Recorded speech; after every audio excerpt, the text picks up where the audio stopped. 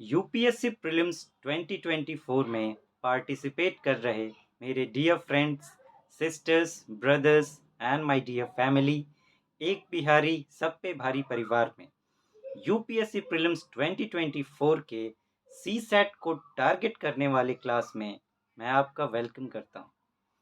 Friends, CSAT हमेशा से एक टेंशन बना हुआ है, खासकर उन स्टूडेंट्स के लिए जो इससे दूर दूर तक कोई नाता नहीं रखते हैं, जिनकी मैथ्स और रीजनिंग से कोई कनेक्शन नहीं है, और उनके लिए भी किनकी उनकी कनेक्शन तो है लेकिन लंबे टाइम तक छूटी हुई है।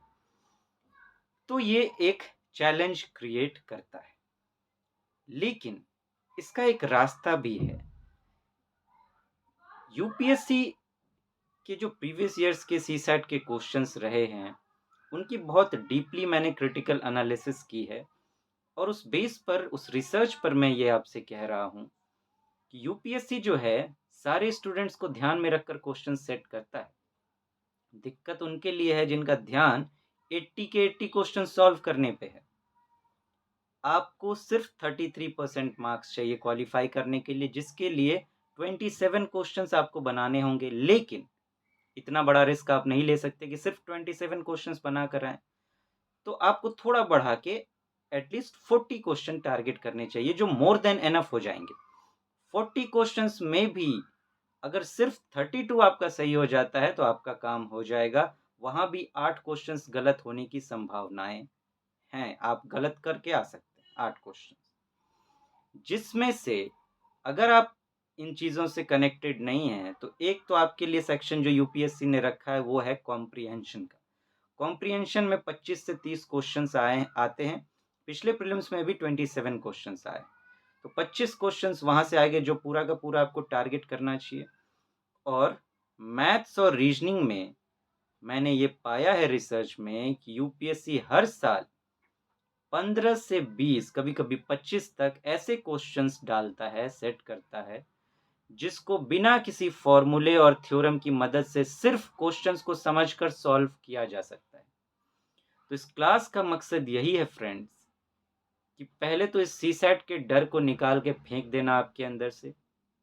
दूसरी बात कि कॉम्प्रिहेंशन इस तरीके से तैयार करना कि आपका एक भी कॉम्प्रिहेंशन गलत ना हो। इसमें दो स्किल्स पर हम बातें करेंगे।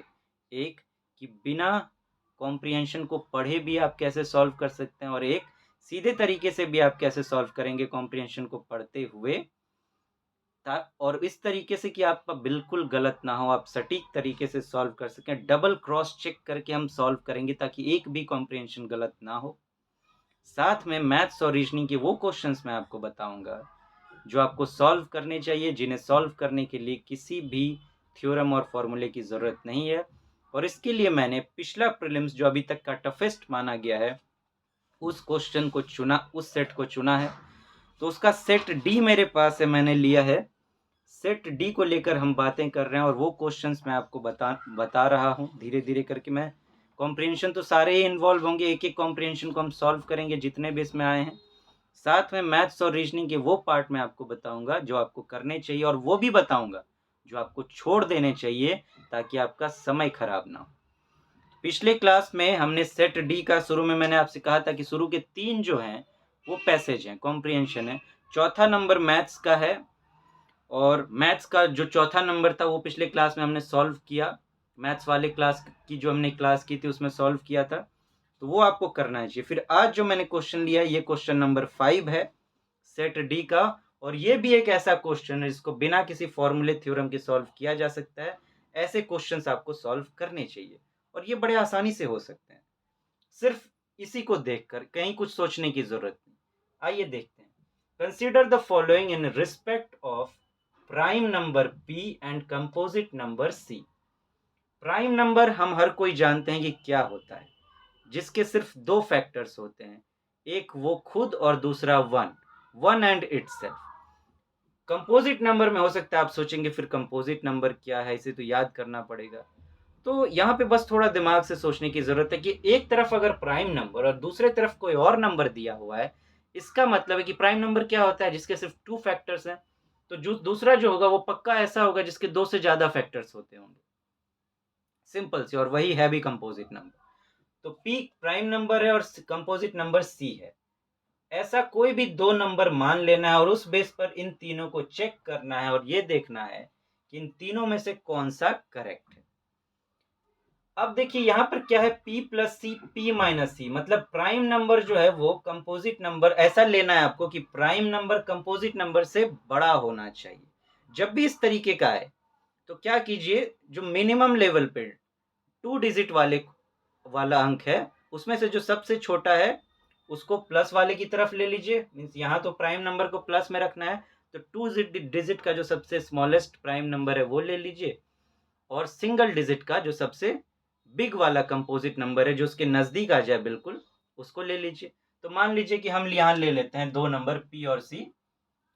p को ले लेते हैं 11 और c को ले लेते हैं 9। ठीक है, अब बस चेक कर लेते हैं क्या कह रहा है। p plus C by p minus C can be even. तो 11 9 कितना हो गया, 20 बाय 11 9 2 इक्वल टू 10। तो देखिए इवन हो सकता है या नहीं, तो पहला तो करेक्ट है। दूसरा 2p प्लस सी, तो 2 11 जा 22 प्लस 9 इक्वल टू कितना हो गया 31। तो कैन बी ऑड, तो ऑड है या नहीं, आ गया ना ऑड, ये भी सही है। PC कैन बी ऑड, तो 11 इंटू 9 99, 99 ऑड है, तो ये भी हो गया। तीनों का तीनों स्टेटमेंट जो है वो करेक्ट है। आप देखिए किसी भी फॉर्मूले की जरूरत पड़ी कितनी आसानी से सॉल्व होगी।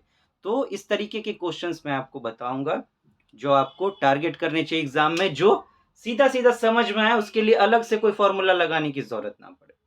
तो फ्रेंड्स फिर मिलते हैं। Thank you so much, have a nice day. नमस्ते जी।